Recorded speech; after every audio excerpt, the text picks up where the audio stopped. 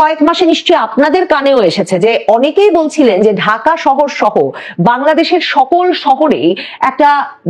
জনসংখ্যার এক রকমের স্ফুরণ হয়েছে এবং সেক্ষেত্রে বলা হচ্ছিল যে আওয়ামী লীগের নেতা কর্মী সমর্থকেরা যেহেতু কেউ এলাকায় থাকতে পারছেন না, তাদের একটা বিশাল সংখ্যক বিভিন্ন শহরে ছড়িয়ে পড়েছেন। কাজেই নতুন জনসংখ্যা বাংলাদেশের বিভিন্ন শহর, ছোট শহর, বড় শহরে যে বা বিভিন্ন অঞ্চলে যে দেখা যাচ্ছিল, সেটার এমন একটা ব্যাখ্যা বেরিয়ে এলেও যে আওয়ামী লীগের লোকজন স্থানান্তরের ফল, সেটা এখন বোঝা যাচ্ছে যে জামায়াতে ইসলামীর একটা দলীয় সিদ্ধান্ত এর পেছনে কাজ করেছে। বাংলাদেশে জামায়াতে ইসলামী এবং জাতীয় নাগরিক পার্টি 2024-এর জুলাই আগস্ট আন্দোলনের নেতৃত্ব দানকারী তরুণদের দল জাতীয় নাগরিক পার্টি এনসিপির মধ্যকার নির্বাচনী সমঝোতার আনুষ্ঠানিক ঘোষণা এসেছে। বলা হচ্ছিল কদিন ধরেই যে এই ঘোষণাটা আসাই শুধু বাকি, আসলে দু দলের মধ্যে সমঝোতা হয়ে গেছে। সমঝোতা হয়েছে আসলে জামায়াতে ইসলামী সহ যে 8 দল গত কয়েক মাস ধরেই আন্দোলনে রাজপথে যুগপৎ আন্দোলন চালিয়ে যাচ্ছিল, একসঙ্গে সমঝোতার মাধ্যমে রাজনৈতিক আন্দোলন পরিচালনা করছিল এবং যারা একত্রে নির্বাচনে যাবে এমন একটা খবর ছিল, তাদের সঙ্গে জাতীয় নাগরিক পার্টির এবং কর্নেল অলি আহমেদের এলডিপি, লিবারেল ডেমোক্রেটিক পার্টি, তার মানে এখন জামায়াতে ইসলামীর সঙ্গে মোট 10টি দলের একটা জোট হয়েছে এবং জামায়াতে ইসলামী বলেছে যে তাদের জোটে যোগ দিতে আরো আগ্রহী দল এই শেষ মুহূর্তে আসায় এখন আসন সংকটের কারণে তাদের পক্ষে আর কাউকে নেওয়া সম্ভব হচ্ছে না। মনে হচ্ছিল তরুণদের দলের একটা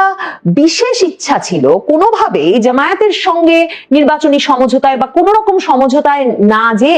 তাদের একটা আলাদা আইডেন্টিটি বা একটা পরিচিতি তৈরি করার, জামায়াতের গন্ধ বা জামায়াতের যেসব দায়, মুক্তিযুদ্ধ বিরোধী দল হিসেবে, যুদ্ধাপরাধের দল হিসেবে, রাজাকারের দল হিসেবে, এসব দায় তারা কিছুতেই নিতে রাজি হচ্ছিল না। তারা নিজেদেরকে একটা মধ্যপন্থার দল হিসেবে দেখাতে চাইছিল। কিন্তু জামায়াতের আমির ডাক্তার শফিকুর রহমান শেষ পর্যন্ত নির্বাচনের আগে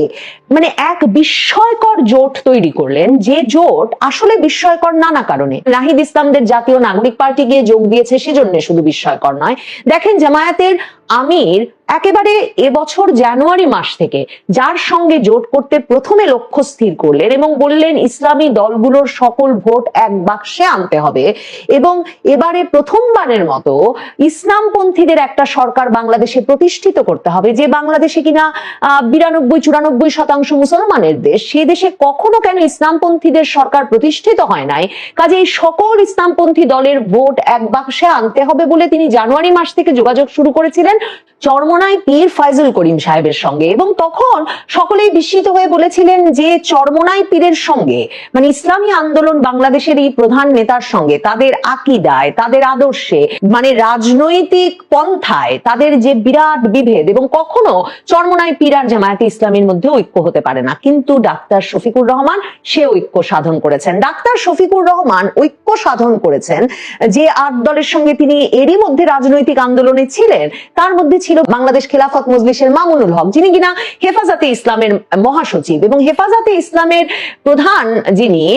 মুহিবুল্লাহ বাবুনগরী, তিনি কিন্তু এখনো বিভিন্ন সভায় সমাবেশে বলে যাচ্ছেন যে জামায়াতে ইসলামীর রাজনীতির সঙ্গে হেফাজতে ইসলামের রাজনীতিতে যারা জড়িত তাদের যোগ দেওয়া এক রকমের মুনাফিকির মতো হবে। কিন্তু এরপরেও যে এই যে হেফাজতে ইসলামের নেতৃবৃন্দকে তিনি পাশে পেলেন, চরমোনাই পীরের ইসলামী আন্দোলন বাংলাদেশকে তিনি পাশে পেলেন, সকলে জোটবদ্ধ হয়ে ডাক্তার শফিকুর রহমান যাকে বলছেন সমঝোতার নির্বাচন, এই যে একত্রে তারা নির্বাচনে যাওয়ার সিদ্ধান্ত নিতে পারলেন, তার পেছনে ডাক্তার শফিকুর রহমানের এক দুর্দান্ত কৌশল কাজ করেছে, যে কৌশলে এই দলগুলো বুঝেছে যাদের জনবল আছে, বাংলাদেশের যে কোনো আন্দোলনে তারা লোক জড়ো করতে পারে, কিন্তু বাংলাদেশে কটি আসনে তারা শেষ পর্যন্ত আসলে নির্বাচিত হয়ে এসে সংসদে জায়গা করে নিতে পারবেন, এই নিয়ে এই সবগুলো দলের দ্বিধা আছে। এদের সকলকে যে ডাক্তার শফিকুর রহমান একত্র করতে পারলেন, এখন গোয়েন্দা তথ্যে সুস্পষ্টভাবে বেরিয়ে আসছে জামায়াতে ইসলামী সুশৃঙ্খল দল হিসেবে একটা এমন প্রস্তুতি নিয়েছে বাংলাদেশের নির্বাচনে অন্তত 200 আসনে জয়লাভের জন্য, যে এই প্রত্যেকটি দল জানে সংসদে প্রতিনিধিত্ব পেতে জামায়াতে ইসলামীর সঙ্গে নির্বাচনী সমঝোতায় যাওয়া, জামায়াতে ইসলামীর সঙ্গে যে কোনো জোটে যাওয়া তাদের জন্য সবচেয়ে লাভজনক হবে এবং তাদেরকে একরকম নিশ্চয়তা দেবে যে তাদের অনেকেই, এই দলগুলোর অনেকেই হয়তো যেসব আসনে জামায়াতে ইসলামী তাদেরকে ছাড় দেবে এমন অনেক আসনেই হয়তো শেষ পর্যন্ত তারা সংসদে যেতে পারবেন। গোয়েন্দা তথ্যে বেরিয়ে আসছে, বিশেষ করে নির্বাচন কমিশন যখন ভোটার তালিকার হালনাগাদ তথ্য প্রকাশ করছে তখন বেরিয়ে আসছে যে ঢাকা 15 আসন জামায়াতের আমির যে আসনের থেকে নির্বাচন করবেন, 2018 সালেও তিনি ওই আসন থেকে নির্বাচন করেছিলেন, ধানের শীষ নিয়ে নির্বাচন করে 11.5-12% ভোট পেয়েছিলেন। সেই আসনটিতে দেখা যাচ্ছে বিপুল পরিমাণ নতুন ভোটার তালিকাভুক্ত হয়েছেন। গোয়েন্দা তথ্যে এখন বেরিয়ে আসছে যে ঢাকার 20টি সংসদীয় আসনে প্রত্যেকটি আসনে প্রায় 1 লক্ষ করে নতুন ভোটার যোগ করেছে, মানে প্রায় 20 লাখ ভোটারকে ঢাকায় স্থানান্তরিত করেছে জামায়াতে ইসলামী এই নির্বাচন উপলক্ষে। জামায়াতে ইসলামী একটা সুশৃঙ্খল দল এবং তারা তাদের পুরো রাজনীতিটাই একটা দীর্ঘমেয়াদী পরিকল্পনার ভিত্তিতে করে। কাজেই নির্বাচনী প্রস্তুতির অংশ হিসেবে তারা শুরুতেই কোথায় তাদের কত ভোটার আছে, কারণ জামায়াতে ইসলামীর ভোটার সাধারণত বাড়িতে বসে থাকেন না, মানে নীরব ভোটার নন, তারা সাধারণভাবে রাজনৈতিকভাবে সক্রিয় থাকেন। কাজেই ওই রাজনৈতিকভাবে সক্রিয় কারা কোথায় আছেন, কোন সংসদীয় আসনে তাদের কত ভোটার আছে, এই তালিকাটা প্রথমেই তারা করে ফেলে এবং করে ফেলবার পর ভোটারদেরকে অন্য আসন থেকে স্থানান্তরিত করে নিয়ে এলে তারা প্রকৃত অর্থেই জয়ের একটা সুস্পষ্ট সম্ভাবনা তৈরি করতে পারবে। মানে একটা সাধারণ অঙ্ক করেছে জামায়াতে ইসলামী এবং সেই অঙ্কে তারা যখন ওই যে জামায়াতের আমির ডাক্তার শফিকুর রহমান যখন ইসলামী আন্দোলন বাংলাদেশের সঙ্গে আলাপ শুরু করেছে, যখন তারা নিজামে ইসলামী বাংলাদেশ, খেলাফত মজলিস বাংলাদেশ সহ তাদের সমমনা দলগুলোকে জড়ো করেছে, তখন তারা তাদেরকেও সেই ভোটার সংখ্যা ওই সব আসনে যোগ করতে বলেছে। এবং এখন যখন আসন বন্টন হচ্ছে তখন জামায়াতে ইসলামী কোন আসনে আসলে কোন দল একটা সাবস্ট্যান্সিয়াল নাম্বার বা গুরুত্বপূর্ণ তাৎপর্যপূর্ণ নাম্বার দিতে পেরেছে তার ভিত্তিতে আসন সমঝোতায় আসতে বলছে এবং বলছে সেটাই ন্যায্য ভাগাভাগি হবে। এবং এই অঙ্কটা এমন করে করেছে জামায়াতে ইসলামী যে যারা সেই সমঝোতায় যোগ দিচ্ছে তারা দেখছে যে জামায়াতে ইসলামীর এই অঙ্কের ফলে সুস্পষ্ট জয়ের একটা সম্ভাবনা তৈরি হয়েছে। জামায়াতে ইসলামী কি শুধু ভোটার স্থানান্তর করে, মানে ঢাকার 20টি আসনে, এবং গোয়েন্দা তথ্যে এখন বেরিয়ে এসেছে যেটা কিন্তু সরকারি গোয়েন্দা সংস্থা সরকারের সঙ্গে নির্বাচন কমিশনের সঙ্গেও এরই মধ্যে শেয়ার করেছে বলে নির্ভরযোগ্য সূত্রে জানা যাচ্ছে। সেখানে বলা হচ্ছে যে শুধু জামায়াতের আমিরের ঢাকা 15 আসনে কিংবা মামুনুল হকের ঢাকা 13 আসনে লক্ষাধিক করে নতুন ভোটার যুক্ত করার চেষ্টা হচ্ছে বা লক্ষাধিক ভোটারকে চিহ্নিত করা হয়েছে, সেটাই নয়, সারা দেশে আরো 162টি অন্তত জাতীয় সংসদের আসনে নতুন ভোটার যুক্ত হওয়ার ট্রেন্ড বা একটা ধারা পরিলক্ষিত হয়েছে। এবং সেই ধারাকে মাথায় রেখে এবং অন্যান্য গোয়েন্দা তথ্যের সঙ্গে মিলিয়ে এই ধারণায় পৌঁছানোর কারণ আছে যে এটা জামায়াতে ইসলামী তাদের দলীয়ভাবে সুসংগঠিতভাবে এই ঘটনাটি ঘটিয়েছে। জামায়াতে ইসলামী তো বলে কয়ে, মানে একেবারে সংবাদ মাধ্যমে খবর এসেছে যে প্রত্যেকটি ভোট কেন্দ্রে যে দলীয় পোলিং এজেন্ট থাকে যারা কিনা লক্ষ্য রাখে দলের পক্ষে যে অন্য দল কোনো প্রভাব বিস্তার করছে কিনা ভোটারদের ওপর, নিজ দলের ভোটাররা আসলে একটা নিঃসংকোচ পরিবেশে ভয়হীন ভাবে ভোট দিতে পারছেন কিনা, ভোটটা নিরপেক্ষভাবে অনুষ্ঠিত হচ্ছে কিনা, এই পুরো ব্যাপারটা ভোট কেন্দ্রে যারা খেয়াল রাখেন, জামায়াতে ইসলামী অত্যন্ত সুশৃঙ্খল ভাবে সারা বাংলাদেশে পোলিং এজেন্টদেরকে প্রশিক্ষণ দিচ্ছে। তার মানে জামায়াতে ইসলামীর প্রতিটি ভোট কেন্দ্রে সারা বাংলাদেশে তাদের একেবারে প্রশিক্ষণ প্রাপ্ত রাজনৈতিক কর্মী উপস্থিত থাকা তারা নিশ্চিত করেছে। এর পাশাপাশি জামায়াতে ইসলামী গোয়েন্দা তথ্য বলছে এরই মধ্যে ডিসি, এসপি, ইউএনও এবং ওসি পর্যায়ে অন্তত 60 থেকে 65% নিশ্চিতভাবে জামায়াতপন্থী কর্মকর্তাদের নিয়োগ, কৌশলগত নিয়োগ নিশ্চিত করেছে। এবং এখন তারা কাজ করছে সশস্ত্র বাহিনীর যেসব সদস্যরা সারা বাংলাদেশে ভোট কেন্দ্রগুলোতে দায়িত্ব পালন করবে তাদের মধ্যে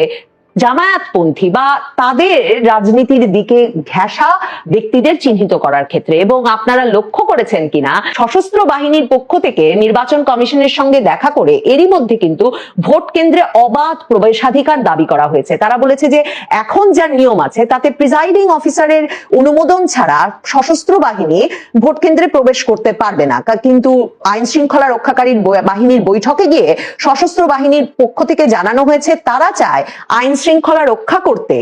এমন বিচারিক ক্ষমতা যার মাধ্যমে তারা সকলে অবাধে, মানে যেই ভোট কেন্দ্রে সশস্ত্র বাহিনীর যেই সদস্য ডিউটি দেবেন তারা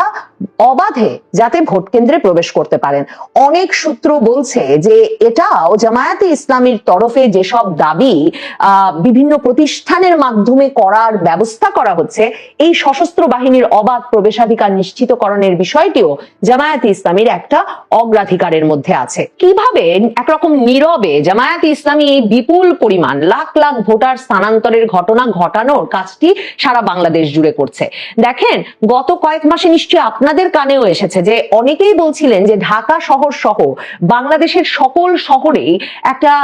মানে জনসংখ্যার এক রকমের স্ফুরণ হয়েছে এবং সেক্ষেত্রে বলা হচ্ছিল যে আওয়ামী লীগের নেতা কর্মী সমর্থকেরা যেহেতু কেউ এলাকায় থাকতে পারছেন না, তাদের একটা বিশাল সংখ্যক বিভিন্ন শহরে ছড়িয়ে পড়েছেন। কাজেই নতুন জনসংখ্যা বাংলাদেশের বিভিন্ন শহর, ছোট শহর, বড় শহরে যে বা বিভিন্ন অঞ্চলে যে দেখা যাচ্ছিল, সেটার এমন একটা ব্যাখ্যা বেরিয়ে এলেও যে আওয়ামী লীগের লোকজন স্থানান্তরের ফল, সেটা এখন বোঝা যাচ্ছে যে জামায়াতে ইসলামীর একটা দলীয় সিদ্ধান্ত